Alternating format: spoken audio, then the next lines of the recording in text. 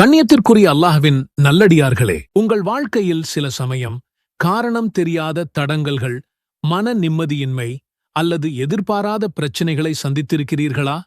எல்லாமே சரியாகப் போய்க் கொண்டிருக்கும்போது திடீரென்று ஒரு தடை அல்லது ஒருவித அச்ச உணர்வு அல்லது உடல் நலக்குறைவு, இவற்றிற்குப் பின்னால் என்ன இருக்கிறது என்று புரியாமல் குழம்பியிருக்கிறீர்களா? ஒருவேளை கண்ணுக்குத் தெரியாத ஏதோ ஒரு தீமையின் அச்சுறுத்தல் இருக்குமோ என்று கூட நீங்கள் எண்ணியிருக்கலாம். ஆம், இந்த உலகில் நம் கண்களுக்கு புலப்படாத பல சக்திகள் இருக்கின்றன.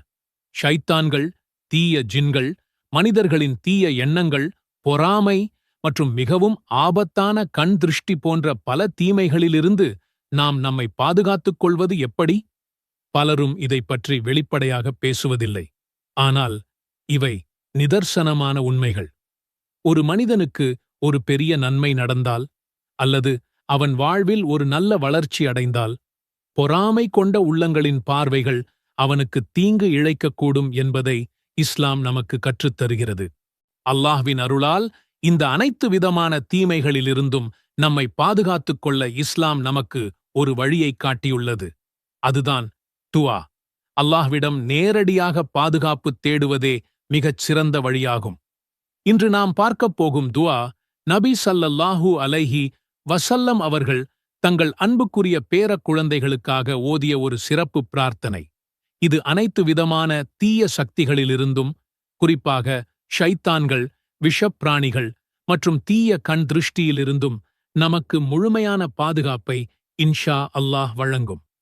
இந்த சக்தி வாய்ந்த துஆவை நீங்கள் உங்கள் தினசரி வாழ்வின் ஒரு பகுதியாக ஆக்கிக் கொண்டால், அல்லாஹ்வின் அருளால் நீங்கள் அமைதியையும் பாதுகாப்பையும் அனுபவிப்பீர்கள். அஊது பிகலிமாத்தில்லாஹி த்தம்மத்தி மின் குல்லி ஷைத்தானின் வஹம்மத்தின் வமின் குல்லி ஐனின் லாம்மத்தின். அல்லாஹ்வின் முழுமையான வார்த்தைகளைக் கொண்டு எல்லா ஷைத்தான்கள் மற்றும் விஷப்பூச்சிகளிலிருந்தும், எல்லா தீய பொறாமை கொண்ட கண்களிலிருந்தும் நான் பாதுகாப்பு தேடுகிறேன்.